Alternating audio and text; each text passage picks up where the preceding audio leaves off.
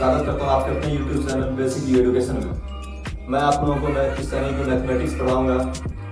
ये अभी चैनल नया है तो सबसे पहले इस चैनल को जाकर सब्सक्राइब कर दीजिए। वीडियो पसंद आए तो लाइक कीजिएगा, जितना ज़्यादा हो सके शेयर कर दीजिए। आप अपने दोस्तों के पास भेज सकते हैं ताकि वो भी इस वीडियो का फायदा उठा सके। तो आप सभी जैसा कि देख रहे हैं कि कैसा क्रिटिकल समय है, कोरोना काल चल रहा है। अभी हम लोग ना कहीं बाहर जाकर कोई काम कर सकते हैं, ना कोई स्टूडेंट बाहर जाकर क्लास ले सकता है, ना स्कूल खुली है, ना कोचिंग क्लासेस चल रही है। खास करके दूर दराज वाले इलाकों में जो है सो विद्यार्थी कोचिंग क्लास नहीं जा पा रहे हैं, या कहीं भी दूर दराज वाले शहर में भी अभी सब कुछ बंद पड़ा है। ऐसे में हम एक अजीब टेंशन से सभी स्टूडेंट्स गुजर रहे हैं। सबों को लग रहा है कि पता नहीं क्या होगा अगले साल, स्पेशली जो 10th और 12th का बोर्ड देने वाले हैं 2021 में। उनको समझ नहीं आ रहा है कि अगले साल अगर बोर्ड परीक्षा तो समय पे होना है, या ज़्यादा से ज़्यादा 1 महीने डिले हो या फिर समय पे हो, जो भी हो, पर एग्जाम तो होगा। अब उनको ये समझ में नहीं आ रहा है कि मतलब एग्जाम समय पे होगा, ना स्कूल चल रही है, ना कोचिंग क्लासेस जा पा रहा हूँ, फिर एग्जाम कैसे दूंगा, तैयारी कैसे होगी। तो उन्हीं सब चीज़ों को ध्यान में रखते हुए और इस पर जो है कुछ बेसिक एजुकेशन फ्री में प्रोवाइड किया जाए, स्पेशली बोर्ड एग्जाम वाले 10th क्लास के स्टूडेंट्स के लिए, ताकि वो अच्छे से तैयारी कर पाए, घर बैठे तैयारी कर पाए और सुरक्षित भी रह पाए। और अगले साल जब एग्जाम हो तो कॉन्फिडेंट होकर के जाके एग्जाम दें और अच्छे नंबर से बोर्ड एग्जाम पास भी करें। अब आप लोगों का काम है इस चैनल को जितना ज़्यादा से ज़्यादा सहयोग दीजिएगा, जितना ज़्यादा से ज़्यादा प्यार दीजिएगा, उतना हम लोग भी आपके लिए उतना अच्छा कर पाएंगे। तो आप लोग इस चैनल को सब्सक्राइब कीजिए, वीडियो को शेयर जरूर कीजिएगा। जितना शेयर कीजिएगा हम लोग उतना मोटिवेट होंगे, एनर्जेटिक होकर के आप लोगों को बढ़ाएंगे। तो चलिए अब शुरू करते हैं। तो मैंने पहले ही बता दिया कि मैं आप लोगों को मैथमेटिक्स पढ़ाऊंगा इस चैनल पे, और आज मैं मैथमेटिक्स में ट्रिग्नोमेट्री स्टार्ट करने जा रहा हूँ। ट्रिग्नोमेट्री मैंने इसलिए टॉपिक यूज किया है क्योंकि ट्रिग्नोमेट्री जनरली अभी 10th क्लास से ही शुरू हो रही है इसका बेसिक।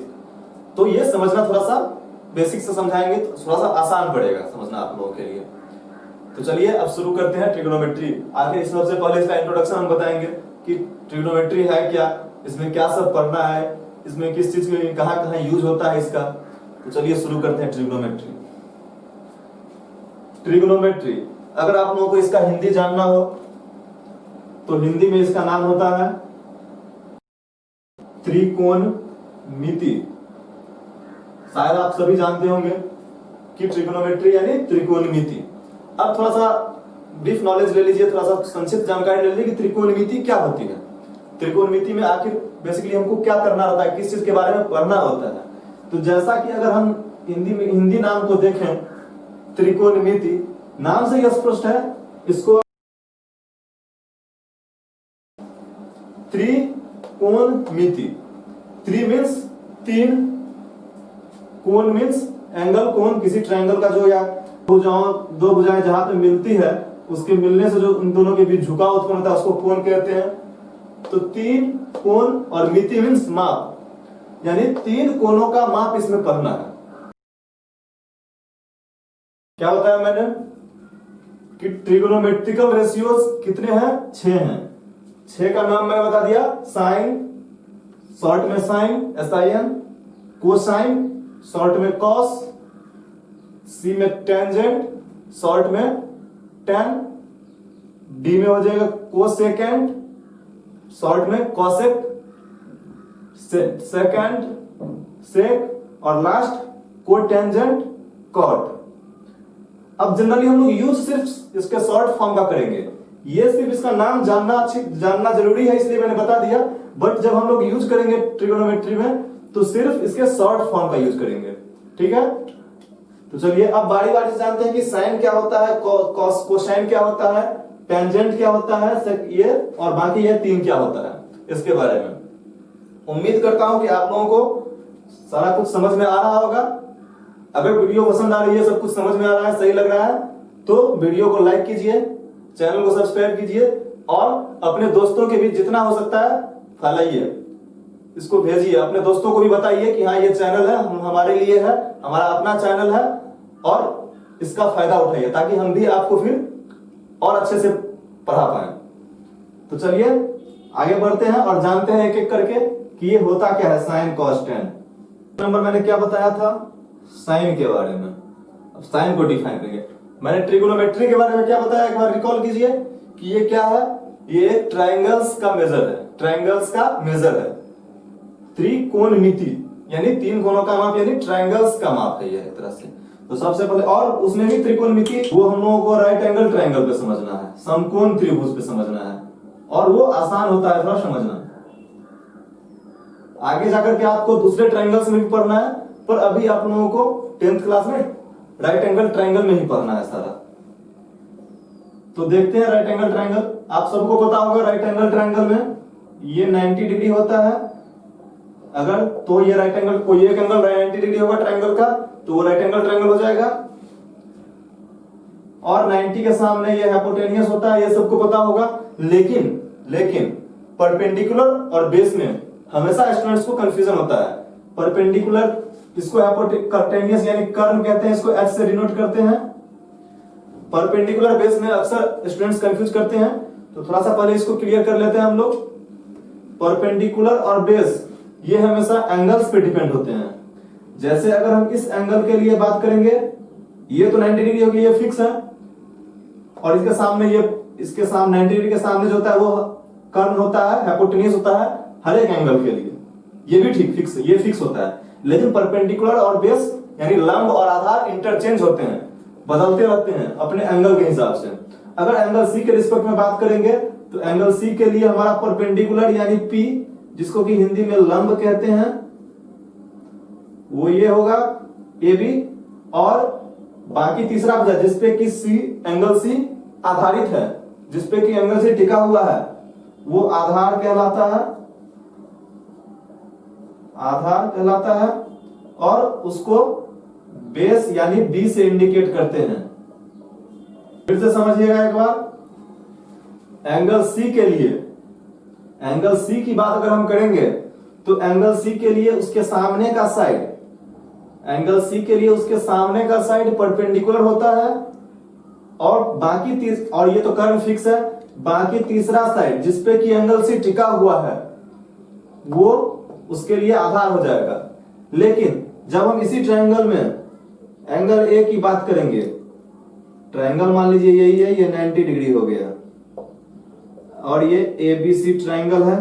अगर यहां मैंने सी के रिस्पेक्ट में परपेंडिकुलर बेस यानी लंब आधार खोज लिया, ये तो हाइपोटेनियस फिक्स है कि 90 के सामने है, तो हाइपोटेनियस होगा ही ये। अब अगर एंगल ए के, यहां सी के रिस्पेक्ट में बात किया था मैंने, अब अगर एंगल ए के रिस्पेक्ट में बात करते हैं तो क्या होता है, देखिए। एंगल ए के रिस्पेक्ट में अगर हम बात करेंगे, तो एंगल ए के लिए परपेंडिकुलर यानी लंब कौन सा होगा, तो ठीक उसके सामने, जो जिस एंगल की भी बात करेंगे उसके सामने का साइड लंब होगा। यानी एंगल ए की बात करेंगे, तो एंगल ए के लिए एंगल उसके सामने का साइड बीसी, ये लंब होगा।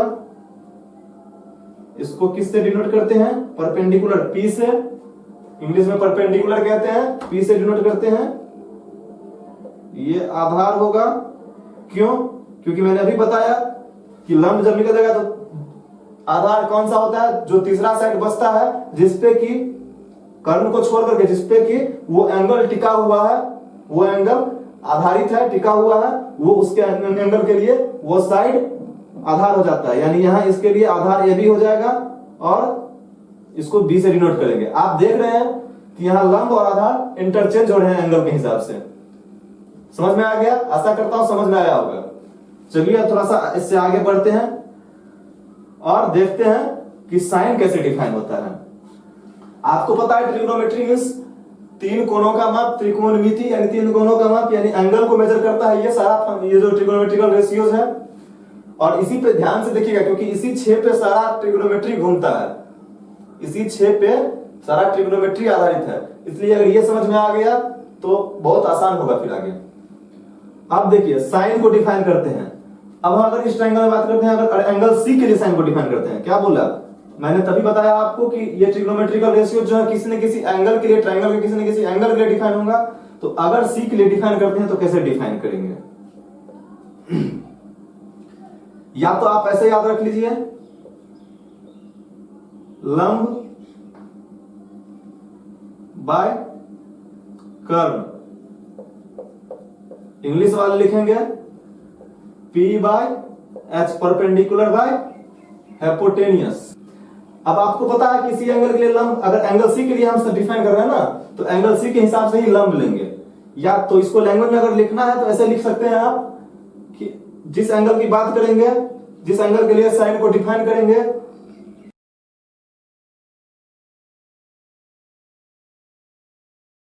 साइड मीन्स भुजा डिवाइडेड बाय कर्ण, क्योंकि कर्ण तो फिक्स है, ये लिख सकते हैं। अब अगर हम इस ट्रायंगल में देखते हैं, इस ट्रायंगल की अगर हम बात करते हैं तो इसके लिए क्या हो जाएगा, साइन सी के सामने की भुजा यानी लंब के या परपेंडिकुलर कौन सा है, ए बी साइड है, डिवाइडेड बाय कर्ण कौन सा है, ए सी साइड है। एक बार फिर से समझिएगा, ध्यान से समझिएगा, साइन ऑफ एंगल सी यानी एंगल सी, इस ट्रायंगल में हम एंगल सी के लिए साइन को डिफाइन करते हैं। तो सबसे पहले साइन का डेफिनेशन क्या होता है किसी एंगल के लिए, लंब बटे कर्ण, उस एंगल का के हिसाब से जो लंब होगा वो डिवाइडेड बाय कर्ण यानी p बाय h, या उसको लैंग्वेज में लिखेंगे तो लंब कौन सा होता है, किसी एंगल का लंब के लिए लंब क्या होता है, अभी बताया कि उसके सामने की भुजा लंब होती है, किसी एंगल के लिए लंब उसके सामने की भुजा उसके सामने का साइड होता है। तो वही लिखा मैंने, एंगल सी के सामने का साइड डिवाइडेड बाय कर्ण। और इस ट्रायंगल में देखेंगे कि उसके सामने की साइड का अगर नाम डालेंगे तो नेम डालेंगे तो क्या होगा, ए बी बाय ए सी। इसके सामने की साइड कौन सी है, भुजा कौन सी है, ए बी है और बाय ए सी है। यहां तक समझ में आया होगा। Cos, cosine, short form cos, और यूज करेंगे हम शॉर्ट फॉर्म ही। अब कॉस को कैसे डिफाइन करेंगे, कॉस को भी डिफाइन करके देखते हैं एंगल सी के लिए क्या होता है। तो कॉस बराबर होता है, कॉस का डिफिनेशन होता है, अगर किसी एंगल के लिए हम कॉस को डिफाइन करते हैं तो वो होता है उसी एंगल का आधार, उसी एंगल के हिसाब का जो आधार होगा, उसी एंगल का जो आधार होगा डिवाइडेड बाय कर्ण। अब थोड़ा सा इंग्लिश वाले देखिएगा, मैं दोनों बात लिख रहा हूं इंग्लिश वालों के लिए भी, कि आधार क्या होता है, बेस बी बाय कर्ण को लिखते हैं हाइपोटेनियस, इंडिकेटर है उसका एच, आधार बाय कर्ण। अगर हम इसी को जैसे वहां लैंग्वेज में मैंने लिखा था कि लंब क्या होता है, उस एंगल के सामने का साइड उस एंगल के लिए लंब होता है, ठीक उसी तरह से उस एंगल का आधार क्या होगा, तो जिसपे वो आधारित है।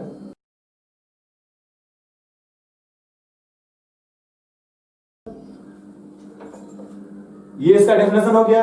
अगर इस ट्रायंगल में बात करें तो इस ट्रायंगल में उस एंगल की संलग्न साइड यानी आधार यानी बेस क्या है, कौन सा साइड है, तो देखिए सी के लिए बेस कौन सा है, सी के लिए डिफाइन कर रहे हैं ना, तो सी के हिसाब से चलेंगे। सी के लिए बेस कौन सा है हमारा, सी के लिए बेस है हमारा BC डिवाइडेड बाय कर्ण कौन सा है, कर्ण तो फिक्स है, हाइपोटेनियस फिक्स है, AC। अगर हम इस ट्रायंगल की बात करें, यहां लिख देते हैं, यहां तक आप लोगों को समझ में आया होगा। चलिए आगे बढ़ते हैं और C नंबर पे चलते हैं। अगर कहीं कोई दिक्कत हो तो कमेंट कीजिएगा, कोशिश करेंगे आप सबों के कमेंट का रिप्लाई दिया जाए और आपकी प्रॉब्लम्स को दूर किया जाए। तो जहां कहीं समझ में ना आए कमेंट जरूर कीजिएगा। C देखिए क्या था, मैंने क्या बताया था, टेंजेंट, जिसको कि शॉर्ट में लिखते हैं टेन, और मैंने बताया था कि शॉर्ट ही यूज करेंगे। तो टेन, और किसके लिए डिफाइन कर रहे हैं, एंगल सी के लिए। तो देखते हैं टेन का क्या होता है। तो टेन, अगर किसी एंगल में टेन को डिफाइन करते हैं तो उस एंगल का जो लंब होता है वो डिवाइडेड बाय आधार। अगर इसके कोई इंग्लिश में डिस्क्राइब करें, इंग्लिश में लिखें तो लंब यानी perpendicular P divided by base B। Language में लिखे, लंब क्या होती है, किसी एंगल के सामने की भुजा उस एंगल के लिए लंब होती है। तो एंगल सी की बात करें, उसके सामने की भुजा, भले तो लैंग्वेज में लिख लीजिए,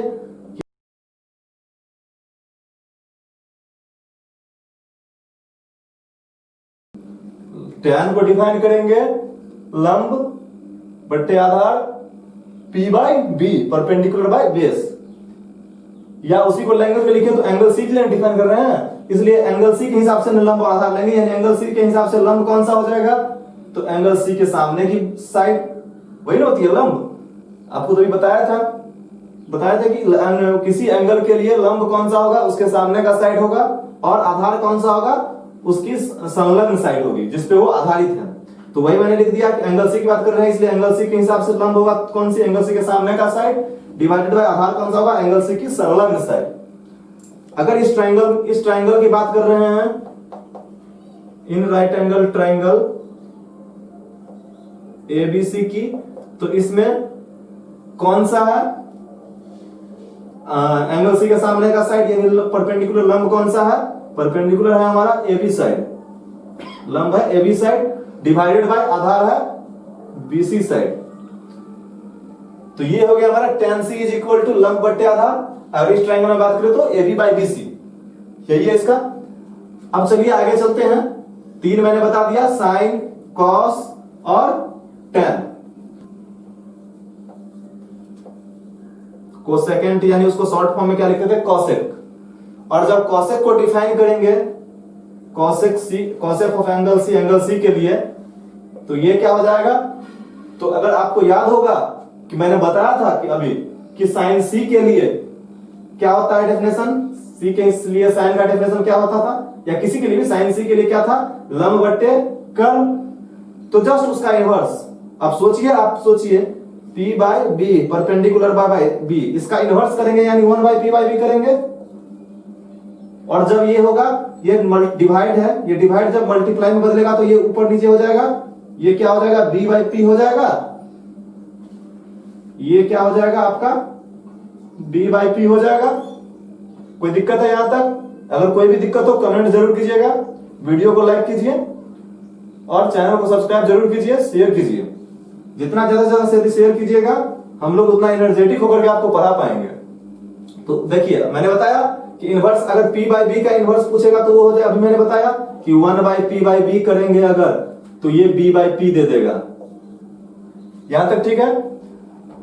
यानी कि बेस बाय परपेंडिकुलर, आधार बट्टे लंब, आधार बट्टे लंब। लेकिन आपको याद होगा कि ये tan का था, अभी मैं कॉसेक पढ़ाने जा रहा हूं, और कॉसेक का किसका इनवर्स है, साइन का इनवर्स है, कॉसेक साइन का इनवर्स है।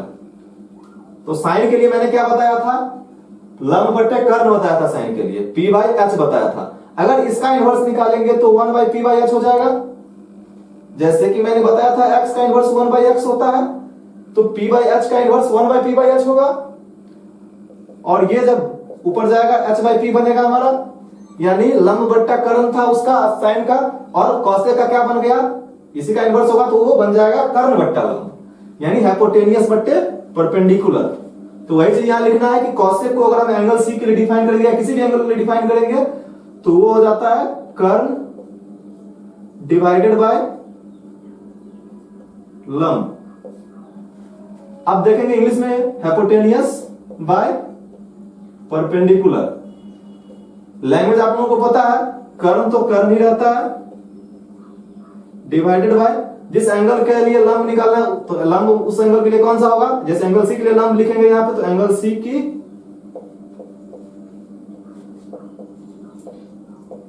सामने की साइड। और अगर हम इस ट्राइंगल में बात करें तो कर्ण है हमारा AC, इस ट्राइंगल में अगर हम बात करें देखें तो कर्ण कौन सा हो जाएगा, AC साइड डिवाइडेड बाय लंब कौन सा हो जाएगा, एंगल सी के सामने का साइड यानी कि AB।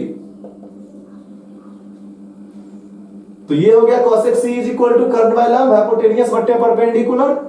कर्ण बट उसको अगर लैंग्वेज में लिखे तो कर्ण बट्टे लंब एंगल सी के हिसाब से, तो एंगल सी के सामने का साइड। और इस ट्राइंगल में अगर देखें तो नाम क्या नाम है, कर्ण कौन सा है, AC साइड, और लंब कौन सा है, BC side, sorry AB side. यहां तक अगला क्या मैंने बताया था, क्या सब हो गया, साइन हो गया, कॉस हो गया, tan हो गया। और इस 3 का इनवर्स होता है क्या, कॉसेक, सेक और कॉट। तो अब देखते हैं, कॉसेक भी हो गया था, अब सेक की बात करते हैं हम लोग। सेक ऑफ एंगल सी, सेक को डिफाइन करेंगे एंगल सी के लिए। तो देखिए डिफाइन कीजिए क्या होगा, कॉस का क्या बताया था हमने, कॉस का क्या बताया था, बेस बट्टे हाइपोटेनियस, आप लोगों को याद होना चाहिए।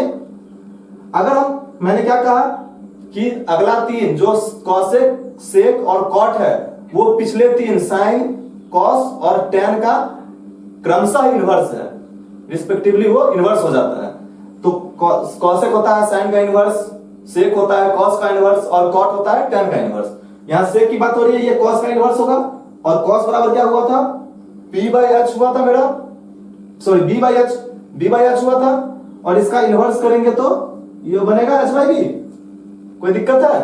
मैंने समझाया था कैसे इनवर्स होता है, तो चलिए वही लिखते हैं यहां पे। अगर नहीं समझ में आया हो तो कमेंट कीजिएगा, मैं समझा दूंगा किसी क्लास में आके। फिर कर्ण डिवाइडेड बाय आधार, इसको लिखेंगे h बाय b। अगर लैंग्वेज में लिखना हो कर्ण, मैं आशा करता हूं कि अब आप खुद लिख पाएंगे लैंग्वेज।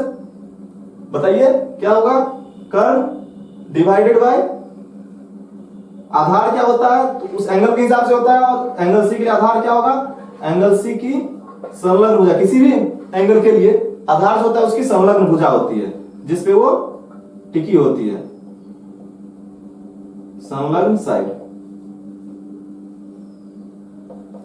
या इसको अगर इस ट्रायंगल में देखेंगे नाम के रूप में लिखेंगे तो साइड देखिए कर्ण कौन सा है, कर्ण तो फिक्स है AC। अब आधार कौन सा हो जाएगा एंगल सी के लिए, BC। यही हो गया हमारा सेक सी। अब आते हैं लास्ट। आशा करता हूं यहां तक समझ में आया होगा। कोई दिक्कत हो तो जरूर बताइएगा कमेंट में, कोशिश करेंगे कि फिर से समझा दिया जाए। F नंबर जो सबसे लास्ट था वो क्या था, कोटेंजेंट। कोटेंजेंट और इसका क्या शॉर्ट फॉर्म था, कॉट। तो कॉट को डिफाइन करके देख लेते हैं। भाई ये क्या है, बोलेगा कि हमको नहीं डिफाइन किया, तो cot angle of C, cot का C के लिए डिफाइन करना है कॉट को। तो ये क्या होता है, ये किसका इनवर्स होता है, ये tan का इनवर्स होता है। और tan बराबर क्या बताया था मैंने, P बाई B। तो P बाई B को जब इनवर्स करेंगे तो ये क्या बनेगा, B बाई P बनेगा। क्लियर है? तो B बाई P यानी बेस बाय परपेंडिकुलर, आधार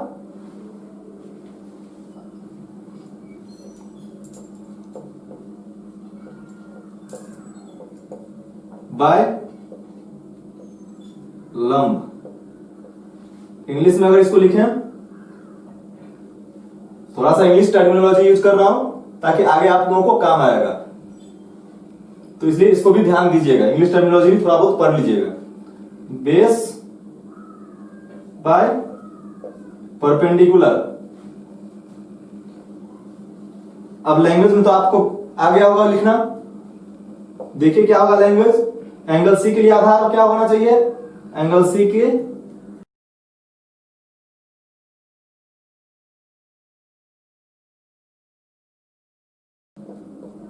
अगर इस ट्रायंगल में देखें और उसको नेम के रूप में लिखें, साइड के नेम के रूप में, तो एंगल सी के संलग्न भुजा यानी आधार कौन सा हो जाएगा, एंगल सी के लिए आधार कौन सा हो जाएगा, BC side divided by angle C के सामने की भुजा यानी लंब कौन सा हो जाएगा उसके लिए, AB साइड। तो ये हमने 6 का 6 डिफाइन कर दिया। कॉट C बराबर आधार बट्टे लंब, उसको लैंग्वेज में लिख दिया, वो आपको पता होगा, नेम के रूप में लिख दिया। तो मेरा इस तरह से ट्रिग्नोमेट्रिकल रेशियोज का ये खत्म होता है। अब एक बार रिकॉल कर लेते हैं। पहले सबसे पहले मैंने इंट्रोडक्शन बताया, उसके बाद जाकर के मैंने ट्रिग्नोमेट्रिक रेशियोज बताया। इंट्रोडक्शन में मैंने क्या बताया, त्रिकोणमिति क्या है, ट्रिग्नोमेट्री है क्या, कहां यूज है। अब उसका शुरुआत क्या है, कैसे उसके बेसिक्स क्या है, किस पे आधारित है वो मैंने इसमें बताया। उसके बारे में बताया कि सबसे पहले ट्रिग्नोमेट्रिक रेशियोज आता है, जो कि बहुत बेसिक चीज है ट्रिग्नोमेट्री का। पूरी ट्रिग्नोमेट्री इसी के इर्द गिर्द घूमती है, इसी पे आधारित है, इसलिए इसको जानना बहुत जरूरी है। अब मैंने 6 ट्रिग्नोमेट्रिक रेशियोज बताया। क्या क्या नाम बताया मैंने, साइन, कॉस, टेन, कॉसेक, सेक और कॉट।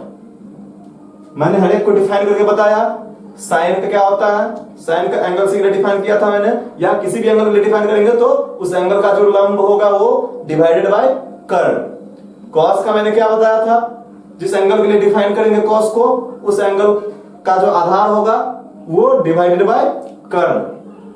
ठीक, tan को फिर डिफाइन किया मैंने, तो tan को किसी एंगल के लिए डिफाइन करेंगे तो क्या होगा, तो जिस एंगल के लिए डिफाइन करेंगे उसके लिए जो लंब होगा ट्रायंगल में डिवाइडेड बाय उसके लिए जो उस एंगल के लिए जो आधार होगा। जिस एंगल के लिए tan को डिफाइन करेंगे उसके लिए जो उस एंगल के लिए जो ट्रायंगल में लंब होगा, कौन से ट्रायंगल में, राइट एंगल ट्रायंगल में, उसके लिए जो लंब होगा वो डिवाइडेड बाय उसके लिए जो आधार होगा वो। अब आते हैं फिर अगले 3 पे। तो अगला 3 क्या है, उसमें क्या है, पहला कॉसेक जो कि साइन का इनवर्स होता है, साइन का इनवर्स मींस 1/sin, और उसको क्या लिखेंगे, तो साइन का था लंब बट्टे कर्ण, तो इसका हो जाएगा कर्ण बट्टे लंब, ठीक है। कॉसेक का हो जाएगा कर्ण बट्टे लंब, सेक का क्या हो जाएगा कर्ण बट्टे आधार, जो कि किसका रेसिप्रोकल है या किसका इनवर्स है, वो कॉस का इनवर्स है सेक, यानी इनवर्स मींस 1/cos। ठीक इसी तरह से लास्ट में था कॉट, और ये किसका इनवर्स है, tan का इनवर्स है, इनवर्स मींस 1/tan, और क्या हो जाएगा इसका, tan का क्या था, लंब बाय आधार था, जिस एंगल में डिफाइन करेंगे उस एंगल के लिए लंब बाय उस एंगल का आधार के हिसाब से जो उस ट्रायंगल में आधार होगा वो। उसी तरह से कॉट में क्या हो जाएगा, जिस एंगल के लिए कॉट को डिफाइन करेंगे उस एंगल का आधार डिवाइडेड बाय उस एंगल का लंब। तो चलिए आशा करता हूं यहां तक समझ में आया होगा। अब थोड़ा सा हम वैल्यू बता देते हैं, आप लोगों का होमवर्क है उसको थोड़ा याद करना और इसको थोड़ा सा रिकॉल कीजिएगा, रिवाइज कीजिएगा। ये ट्रिग्नोमेट्रिक रेशियोज तो खत्म हो गए।